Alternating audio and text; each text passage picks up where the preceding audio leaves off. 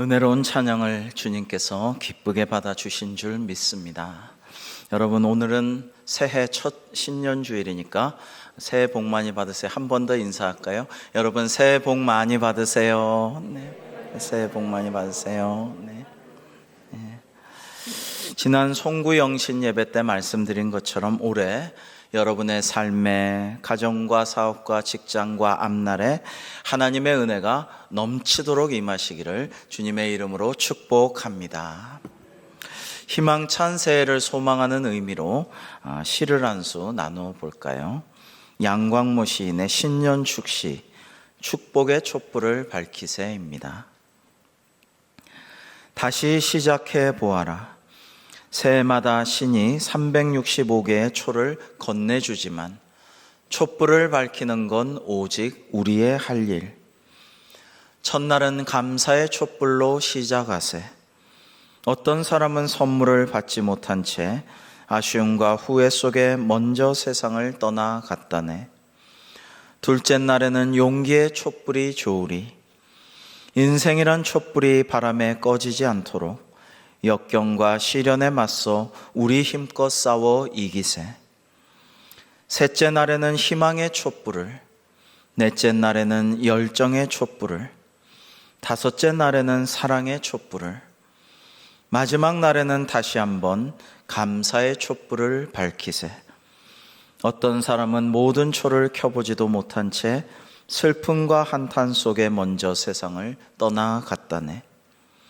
새해마다 신이 365일을 선물로 건네주지만 어떻게 사용할지는 오직 우리의 책임. 언제나 웃고 기뻐하며 하루하루 축복의 촛불을 밝히세.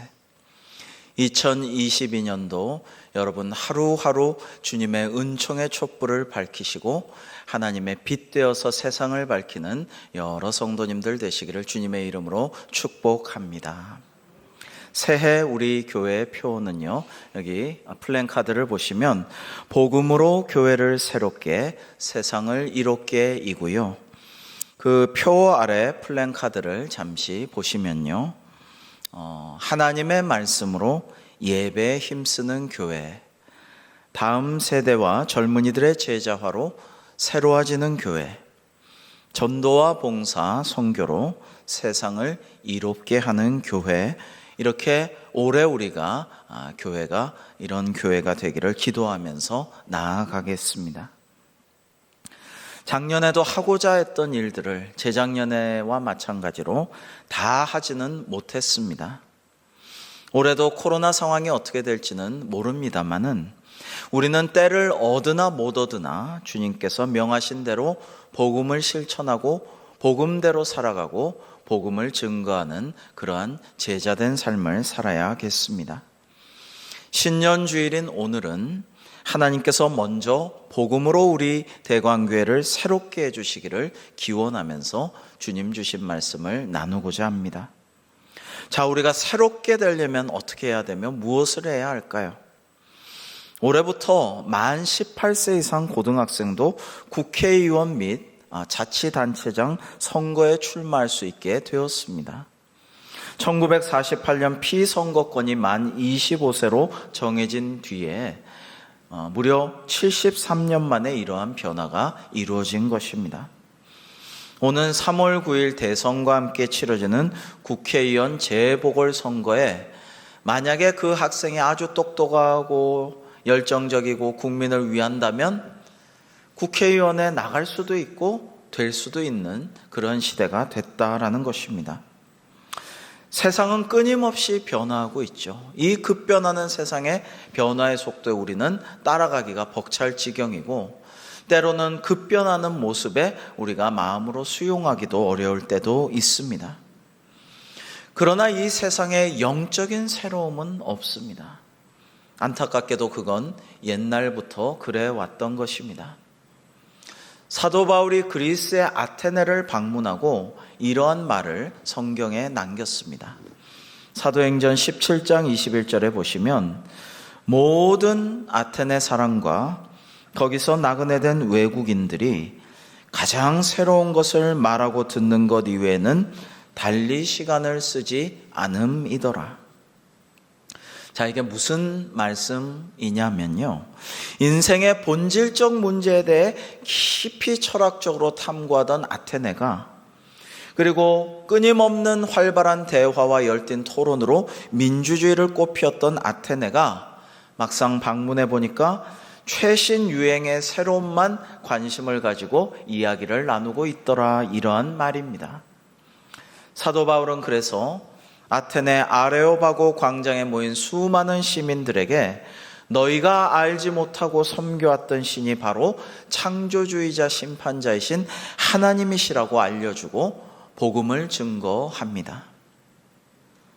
완전히 새로운 영적인 은혜를 전파한 것이죠. 여러분, 교회를 신약 성경의 원어로 에클레시아라고 합니다. 이 에클레시아라는 말은요, 원래 고대 그리스 민주주의 시절에 온 시민이 함께 모여서 폴리스, 즉 도시 생활의 전반을 논하던 시민 집회였습니다. 그런데 이 시민이라고 함은 자유인이죠. 노예나 종은 아닙니다. 그리고 주로 남자들만 모였죠. 여성들은 그 당시 참정권이 없었기 때문에 남자 장정들, 그 중에서도 자유민들만 모여서 앞으로 우리 폴리스가 어떻게 될 것인가를 서로 열띠게 토론하면서 이야기를 나눈 것이 에클레시아라는 집회였다라는 것입니다. 알렉산더 대왕 이후 들어선 헬라 제국이 로마에 의해 무너지면서 그리스가 자랑하던 민주정치 전통이 붕괴되었습니다. 그러나 주후 1세기에도, 즉 이 초대교회가 하나님께서 에클레시아라고 불러주시는 초대교회가 이렇게 성행하고 발전하고 복음이 전파되는 이때에도 수천 명 혹은 수만 명의 자유시민들이 모여서 폴리스에 자기들 도시의 향배를 논하는 자랑스러운 집회를 열어가고 있었습니다.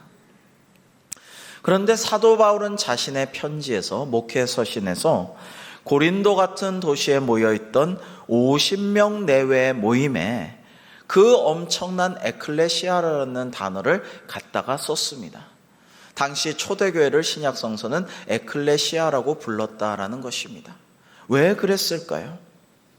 자, 이 초대교회는 바울의 기도하고 편지를 주고받던 로마교회, 고린도교회, 갈라디아교회, 이 교회들은 한 50명 내외밖에 되지를 않았어요. 요즘처럼 수만 명 모이는 교회는 없었습니다. 그리고 그 교회는 자유민만 있었던 게 아니라 노예도 있었고 종도 함께 모였습니다. 남성들만 모인 것이 아니라 참정권이 없는 여성들도 함께 모여 예배했습니다. 거기에는 교육적인 기능도 중시하여서 어린아이들도 모여서 함께 예배를 하였습니다. 여러분, 부자들이 교회를 위해서 많은 일을 하고 봉사하고 헌신하였지만은 특별 대우를 하지는 않았습니다. 교회에서는 대부분이 가난한 사람들이었습니다. 자, 여러분, 이런 곳을 왜 에클레시아라는 거창한 이름을 붙였을까요? 그것은 나중에 이 교회의 성도들이 다 천국 시민이 되어서 하나님 나라의 자유민으로서, 천국의 시민으로서 하나님과 함께 왕노릇하며 천군 천사와 함께 주님을 찬송하며 은혜로운 영생 복락을 누리리라라는 소망을 가지고 있었기에 천국 잔치를 미리 맛보는 그 교회를 에클레시아라고 불렀던 것입니다. 여러분, 이 에클레시아는 영적으로 완전히 새로운, 이전의 세상에 없던 그러한 모습을 보여주었습니다. 우리 오늘 말씀 42절을 같이 한번 읽어보실까요? 시작. 그들이 사도의 가르침을 받아 서로 교제하고 떡을 떼며 오로지 기도하기를 힘쓰으니라. 아멘. 여러분, 먼저 사도의 가르침을 받아 서로 교제하고 떡을 떼며 기도에 힘썼다라고 말씀하고 있습니다. 여러분, 초대교회, 처음 교회가 드린 가장 특출한, 가장 확실한 특징은 뭐냐면요, 오늘날 우리 교회도 이어지고 있는 것입니다. 그것은 희생 제사가 없다라는 것입니다. 모든 종교 행사에는 희생 제사가 핵심을 차지하고 그것이 중요합니다. 요즘 시대라도 구슬하면은요, 돼지 잡고 돼지 머리 올리고 고사를 지내고 그게 핵심인 것입니다. 그런데 초대교회가 드린 예배는 이것이 없었다라는 것입니다. 당시 고린도에 있는 아폴론의 신전이나 에베소의 아르테미스 여신의 신전에서 행하는 종교 행사는 희생제사가 핵심이었습니다. 당시 그리스 로마 세계의 모든 신전들은 높은 언덕이나 도시 중앙에서 위용을 과시하면서 서 있었습니다. 여러분, 우리가 여기서 조금만 가면 평촌에 뭐가 있죠? 아크로 타워가 있죠. 아크로가 높다라는 뜻입니다. 높은 탑이라는 뜻이죠. 이 아크로 타워와 같이 성전이 도시의 높은 언덕이나 높은 곳에 크게 위용을 과시하면서 서 있었고, 그 안에는 수많은 신들의 신상들, 우상들이 가득했습니다. 그리스나 로마에 보면 판테온이라고 만신전이 있죠. 가득 신상들과 우상들, 사람들이 돈을 내어 헌물한 우상들과 신상들이 가득 신전에 차 있습니다. 여러분, 불교 절에도 가보면 대웅전에 본존불이 모셔져 있고 그 양옆에 뒤에 벽화나 여러 가지 보면 만신들이 있어요. 보살과 나한과 각종 그런 신상들이 가득 그려져 있거나 세워져 있습니다. 여러분, 이게 보통 신전들의 모습이라는 것입니다. 그리고 신전은 신들과 우상들로 가득 찼고, 신전 앞에서, 그 앞에 있는 넓은 광장에 많은 시민들이 모여서 제사를 드리는 것을 구경했습니다. 사제들이 화려한 복장을 가지고 희생 제물을 잡아서 그것을 불꽃에 태워서 하늘로 올리면서 제사를 드렸습니다. 각종 시각적인 감각과 그리고 합창단의 청각적인 그런 귀에 들리는 소리들, 노랫소리들, 그리고 그 희생제물이 번제물로 바쳐질 때 코를 찌르는 그 냄새들, 온갖 오감을 동원해서 희생제사를 핵심으로 해서 제사를 드린 것이죠. 그야말로 굿이나 보고 떡이나 본단 말이 있듯이 시민들은 그 앞 광장에서 드려지는 제사를 구경하고 마치면 우상에게 바쳐진 제물을 먹었습니다.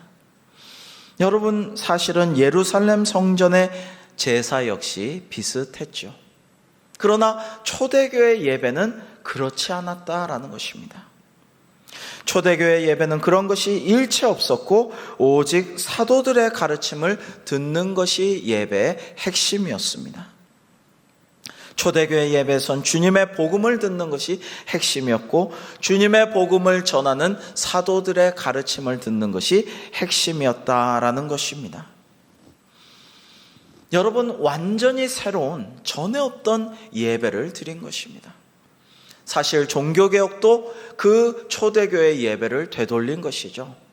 자꾸 그리스 정교회나 동방정교회, 카톨릭 이런 데서 자꾸만 시각적인 것, 후각적인 향, 그리고 모든 촉감적인 것들, 모든 이런 것들을 앞세워서 자꾸만 제사화되는 그런 모습에서 다시 말씀 중심의 예배를 회복한 것이 초대교회를 되돌린 것이 종교개혁의 예배였고, 오늘 우리가 드리는 이 예배인 것입니다.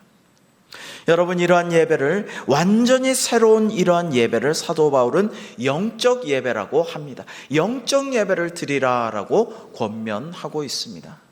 우리 유명한 로마서 12장 1절과 2절 말씀을 같이 한번 읽어 보시겠습니다. 시작. 그러므로 형제들아, 내가 하나님의 모든 자비하심으로 너희를 권하노니 너희 몸을 하나님이 기뻐하시는 거룩한 산 제물로 드리라. 이는 너희가 드릴 영적 예배니라. 너희는 이 세대를 본받지 말고 오직 마음을 새롭게 함으로 변화를 받아 하나님의 선하시고 기뻐하시고 온전하신 뜻이 무엇인지 분별하도록 하라. 아멘. 여러분, 동물 희생 제물을 다 제사로 드린 거예요. 종교들이 옛날부터 지금까지. 자, 이스라엘도 아사셀 염소에게 우리 백성의 모든 죄를 제사장이 그 염소 대가리에 대신 안수해서 정가시키고 광야로 쫓아보내기도 하고 번제물을 바치기도 하고 이러면서 희생 제사를 드린 겁니다. 동물 희생 제물로 나 대신 신에게 드린다, 이런 의미였어요. 그런데 사도 바울은 말씀하십니다. 이제 예수 그리스도께서 우리를 위해 오셨고 십자가를 지시고 그를 믿는 자마다 우리는 구원을 받게 해 주셨으니 이제는 동물 희생 제물을 대신 드리는 제사를 드릴 게 아니라 너 자신을 하나님께 거룩한 산 제물로 드려라. 너 자신을 주님께 드려라. 이러한 참되고 영적인 예배를 드려라. 이렇게 말씀하고 계시는 것이에요. 너희는 이 세대를 본받지 말고 오직 마음을 새롭게 함으로 변화를 받아 하나님의 뜻을 분별하라. 여러분, 영적이란 의미는요, 고대로부터 원래 영적인 의미는요, 근대를 지나가면서 합리성, 과학의 이성의 시대를 지나가면서 우리가 영적인 것과 무당들 굿하는 것, 이런 불공들이는 이런 영적인 것이라고 생각하면서 과학과 이성과 대척점에 있는 줄 알지만 원래 영적이다라는 것의 의미는 합리적이라는 거예요. 하나님의 말씀을 잘 듣고 깨달아 알고 거기에 따라서 우리가 실천하는 합리성을 의미합니다. 동물에는 이런 게 없거든요. 짐승들에게는. 하나님의 형상을 닮은 인간에게는 이러한 영적인 합리성을 주셨다라는 것인데요. 이러한 영적 예배를 드리라. 말씀으로 새롭게 되고 말씀으로 하나님의 뜻을 분별하고 그 말씀대로 살아가는 너희 자신을 드리는 예배를 살아가라. 생활 속에서 살아가고 온전한 예배를 드리라라고 촉구하고 있는 것입니다. 이러한 말씀은 주님께서 사마리아 여인에게 하신 말씀을 떠올리게 합니다.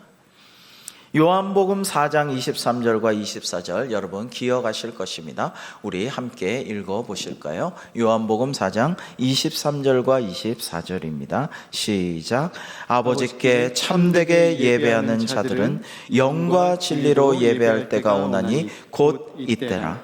아버지께서는 자기에게 이렇게 예배하는 자들을 찾으시느니라.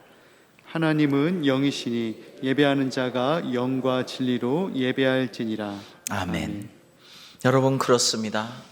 하나님은 영이시죠. 하나님은 사실 희생 제물의 그 물질 자체를 원하시는 것은 아닙니다. 모든 것을 가지신 하나님께 우리 자신을 거룩한 산 제물로 영적으로 드려야 마땅하고요. 하나님은 그렇게 영과 진리로 하나님의 말씀으로 예배하는 자를, 복음으로 예배하는 자를 찾으신다라는 것입니다. 초대교회는 사도의 가르침을 받아 주님의 말씀 복음 중심으로 예배하고 또 서로 교제했습니다. 하나님은 사랑이시므로 서로 사랑하며 교제를 나누었습니다. 그리고 오로지 기도에 힘썼다고 하는데 오로지 뭐뭐에 힘쓰다 하는 영어 성경으로는 devoted themselves to라고 되어 있어요. 즉 뭐를 아주 맹세하듯이 어떤 목적을 향해서 자신을 바쳐 헌신했다라는 뜻입니다. 즉 오로지 말씀과 교제와 기도에 자신을 바쳐 헌신했다라는 의미예요. 그럴 때 초대교회 성도들은 성령님을 선물로 받았고 교회 성령님의 역사가 일어났던 것입니다. 43절에 보면 사람마다 두려워하는데 사도들로 말미암아 기사와 표적이 많이 나타나니라고 되어 있는데요. 이것을 좀 더 자연스럽게 번역하면 이렇게 말씀드릴 수 있습니다. 사도들이 계속해서 놀라운 일과 기적을 많이 나타내 보이자 사람들이 모두 하나님을 두려워하게 되었습니다라고 그렇게 이해하시면 되겠습니다. 우리 계속해서 44절부터 46절을 함께 읽어볼까요? 시작. 믿는 사람이 다 함께 있어 모든 물건을 서로 통용하고 또 재산과 소유를 팔아 각 사람의 필요를 따라 나눠주며 날마다 마음을 같이하여 성전에 모이기를 힘쓰고 집에서 떡을 떼며 기쁨과 순전한 마음으로 음식을 먹고. 아멘. 자, 여기서 모든 물건을 서로 통용하다. 그 다음에 각 사람의 필요에 따라 재산과 소유를 서로 나눠주다. 그리고 46절의 모든 말씀은요, 단순히 물질이나 음식을 나누고 교제하는 데 있지 않습니다. 이것은 성령의 교제, 성령님의 교통하심을 뜻하는 말씀입니다. 사도 바울은 고린도후서 13장 13절에 이렇게 축도하셨죠. 주 예수 그리스도의 은혜와 하나님의 사랑과 성령의 교통하심이 너희 무리와 함께 있을지어다. 여러분, 여기서 성령의 교통하심이란 것은 성령님의 임재 속에서 성령님이 가지시는 그 교제권 안에 우리가 들어간다라는 의미예요. 삼위일체 하나님께서 성부, 성자, 성령님께서 하나로서 서로 교통하고 교제하고 그리고 서로 말씀과 대화를 나누시면서 그렇게 의논하면서 우리를 향해서 사역하시죠. 마찬가지로 예수님께서 하나님과 하나 되셨듯이 주님께서 내 안에 오시고 내가 주님 안에 거하며 성령님께서 내 안에 임재하시고 성령의 교통하심과 충만하심을 누리라는 말씀이에요. 우리도 성도로서 이 교회에서 각자 다양하지만 하나 되고 일치하여서 하나님과 함께 동행하는 삶을 살라라는 의미가 성령의 교통하심 가운데 들어 있습니다. 그리고 오늘 46절이 날마다 마음을 같이하여 성전에 모이기를 힘쓰고 집에서 떡을 떼며 기쁨과 순전한 마음으로 음식을 먹는 이러한 것이 초대교회 성도의 하루 일과였다라고 합니다. 여러분, 사실 우리도 코로나 이전에는 이와 비슷한 모습을 가지고 살았죠. 새벽에 교회 와서 기도하고 그렇게 시작하고 그 다음에 오전에 교회에서 성경 공부 있거나 구역장 모임이 있거나 또 교제할 일이 있으면 모여가지고 함께 은혜를 나누고 복음을 듣고 그리고 서로 교제하면서 그렇게 지냈습니다. 오전 시간이 그렇게 지나면 함께 식사하고 떡을 떼서 나누어 먹고 또 각자 집에서 구역 예배 드리고 교제하면서 그렇게 즐겁게 기쁘게 행복하게 지냈습니다. 목요일이 되면 우리 봉사하러 나가서 많은 이들에게 어려운 분들에게 도움을 주었고 수요일에는 수요 전도회가 이렇게 복음을 증거하면서 다녔습니다. 금요일에 더 기도에 힘쓰고 그렇게 구역의 활동에 힘썼습니다. 여러분, 우리 교회가 그렇게 하는 것이 우리 성도의 일과인데 교회는 영적인 공동체인 동시에 사회적인 실체이므로 사회적인 제약을 받을 수 없기 때문에 우리는 코로나 때문에 지금 많이 주춤한 단계에 있고 또 초대교회도 경제적인 어려움 때문에 어려움을 많이 겪었음을 우리는 성경에서 볼 수가 있습니다. 당시 로마 제국은 인구의 1% 미만만이 부유했고 인구 전체의 99%는 매우 가난해서 하루 벌어 하루 먹기를 끼니를 걱정할 수밖에 없는 그런 생활을 했다고 합니다. 그러나 초대교회는 여유가 있어서가 아니라 가난한 중에도 서로 돕는 마음, 나도 배고프지만 나보다 더 배고픈 이들을 위해 내 떡을 기꺼이 떼어주는 영성과 정신을 보여주었습니다. 날 구원하신 하나님께 대한 사랑과 감사의 마음으로 자발적으로 기쁨으로 나누는 것이었습니다. 그럼으로써 영적 실체로서의 교회는 만물을 새롭게 하는 부활의 능력을 따라 새로운 삶을 향해 부름받은 공동체로 거듭난 모습을 세상에 보여주었어요. 세상 사람들은 그것을 보고 놀라지 않을 수가 없었습니다. 여러분, 주님의 복음을 중심으로 예배하고 사도들이 가르쳐 주신 주님에 대한 이야기들을 듣고 그 듣는 데만 그치는 게 아니라 주님께서 오병이어의 기적을 베푸셨지. 나도 한 아이처럼 나도 부족하지만 작지만 내게 있는 조그만 생선, 내게 있는 조그만 떡덩이들을 더 배고픈 자들에게 나눠주자.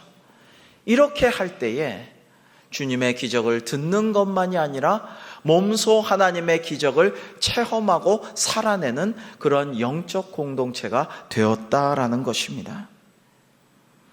이기적인 인간의 본성에 반하는 이런 기적이 일어난 것은 성령님께서 감동하시고 교통하시고 역사하셨기 때문에 가능했던 것입니다. 우리 마지막으로 오늘 47절 말씀을 같이 한번 읽어 보시겠습니다. 시작. 하나님을 찬미하며 또 온 백성에게 칭송을 받으니 주께서 구원받는 사람을 날마다 더하게 하시니라. 아멘. 여러분, 사도행전 1장을 보시면 성령을 받은 베드로 사도가 설교하자 3,000명의 사람들이 회개하고 예수님을 믿고 세례를 받습니다. 4장에서는 5,000명이 설교를 받고 예수님을 믿고 세례를 받죠. 그런데 이 3,000명이다 5,000명이다 하는 것은 당시 고대 세계에서 20세에서 60세까지의 장정 남자들만을 말하는 것입니다. 여자 포함되지 않고 어린아이들 포함되지 않고 더 노인들은 포함되지가 않습니다. 그러니까 실제로는 훨씬 더 많은 수가 하나님을 믿고 복음을 믿고 세례를 받았다라는 것입니다. 나중에는 사도행전 6장 7절에 보면 아예 심히 많다라고 해서 그 수를 다 셀 수 없이 많았음을 증거하고 있습니다. 이것은 하나님께서 성령님께서 하신 일입니다.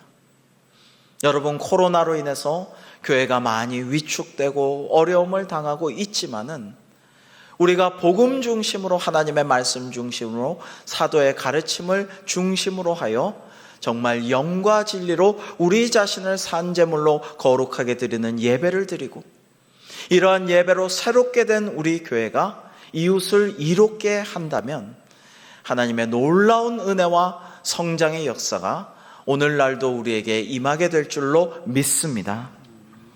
새해는 복음으로 교회를 새롭게 해 나갈 것입니다. 교회를 새롭게 한다는 것은 복음으로 예배를 통해 우리 속사람이 새로워짐으로 가능하게 되는 일입니다. 성령님의 임재와 충만하심과 교통하심으로 이루어지는 일인 것입니다. 새해는 오늘부터 주일 예배 시에 사도신경으로 우리 신앙을 고백하시겠습니다. 여러분, 사도신경이란 바로 이 사도의 가르침, 사도의 직접적인 사도들이 했던 신앙의 그 신조들, 믿음의 고백들을 오늘날도 우리가 계승해서 계속 그렇게 신앙을 고백하는 것입니다. 매우 귀하고 정통교회들은 하는 그러한 고백입니다. 이단들은 사도신경을 결코 고백하지 않습니다. 이 우리 믿음의 지표인 전통적인 사도신경을 우리가 고백해 갈 것이고 1월 10일부터 15일까지는 새해 교회 주제에 맞게 신년 특별 새벽 기도회로 우리에게 올해 주시는 복음의 의미를 되새겨 보고자 합니다. 특히 10일 수요 기도회 시간에는 미랄 심장재단 주관으로 국내외 심장병 수술을 위한 소리엘 찬양을 하도록 할 텐데요. 매우 은혜로운 시간이 될 것이 확실합니다. 여러분들 많이 오셔서 큰 감동과 은혜에 젖어드시는 시간 되시기를 바랍니다. 여러분, 우리가 그 시간에 헌금을 드려서 미랄 심장재단이 국내외 심장병 수술을 받아야 살지만 받지 못하는 어려운 환우에게 심장병 수술을 해줄 것이고 소리엘은 재능기부로 찬양을 해줄 터인데요. 신년부터 우리가 이렇게 이웃을 살리는 일에 함께할 수 있기를 바랍니다. 그 다음 주 수요기도회 19일 수요기도회 시간에도 그간 평생을 나병 환자들과 함께하고 제3세계 선교에 힘쓴 삼봉교회 전종환 장로님께서 간증하는 시간을 가지도록 하겠습니다. 이런 시간들을 통해 우리는 교회가 세상을 이롭게 하는 일을 결단하는 시간이 될 것입니다. 상반기에는 안수집사 권사 선거를 하겠습니다. 장로 선거는 다음에 하겠습니다. 주님께서 세우신 분들로 인해 교회가 더욱더 새로워지고 힘있게 되기를 기도하면서 우리가 선거에 임해야 할 것입니다. 그리고 이제 곧 시작될 교육관 재건축을 대비하고 교회 학교를 위해 더욱 기도해야겠습니다. 목사님들에게 성미를 드리기 위해서 하시던 성미 헌금은 이제 올해부터는 그만 받도록 하고 교육관 재건축 헌금을 건축 헌금으로 드리도록 하겠습니다. 성령님의 교통하심으로 연말에 귀한 건축 헌금을 하신 성도님도 계셔서 참 정말로 교통하심이구나, 감사하다, 이런 마음이 들었는데요. 새해에는 모두들 다음 세대를 위해 더 기도해 주시고 기도하신 분량대로 건축 헌금을 작정해서 드려 주시기를 바랍니다. 아직 건축이 시작되지는 않았지만 미리미리 준비해서 우리 어린이들, 학생들과 청년들이 새 교육관에 어려움 없이 은혜롭게 잘 들어갈 수 있도록 우리가 기도하면서 지금부터 작정해서 헌금하며 준비해 가야 할 것입니다. 세상을 이롭게 하는 교회가 되도록 봉사와 구제와 나눔에도 더욱 힘쓰는 한 해가 될 것입니다. 전도에도 더욱 힘쓰고자 합니다. 코로나 기간에 우리가 전도하지 못한 것이 참 많았습니다. 여러분, 전도하는 게 너무나 어렵고 오히려 그것이 힘들 수도 있지 않나 하는 세상이 되었습니다. 그러나 영혼 구원이야말로, 전도야말로 세상을 가장 이롭게 하는 일이 아닐까요? 그래서 전도 특공대를 세워서 어려운 시기지만 새롭게 전도하는 한 해가 될 것입니다. 선교에도 더욱 힘쓰고자 합니다. 선교사님들과 그 가정과 교회를 위해 더 구체적으로 돕고 기도하는 한 해가 되기를 원합니다. 연말에 어떤 성도님이 얼마나 어려운 때인가요 하면서 이 어려운 때 선교사님들 연말 교회 마무리 잘하세요 하고 정성껏 목적 헌금을 하셔서 참 은혜가 되었는데요. 어쩌면 마지막 때가 가까운 이때에 땅끝까지 제자화하고 그 많은 영혼들을 주님께로 인도할 수 있는 그러한 선교 사역을 위해서 우리가 올해 더 힘쓰고 더 기도해야 할 것입니다. 사랑하는 성도 여러분, 이 모든 일들을 가능케 하는 것은 오직 복음의 능력이요 성령의 역사하심과 교통하심과 충만하심인 줄로 믿습니다. 새해에는 복음으로 교회를 새롭게, 세상을 이롭게 하여 주님께 큰 영광을 돌려드리고 하나님께 칭찬과 상과 복을 받아 누리는 우리 대광교회가 되기를 주님의 이름으로 축복합니다. 기도하시겠습니다.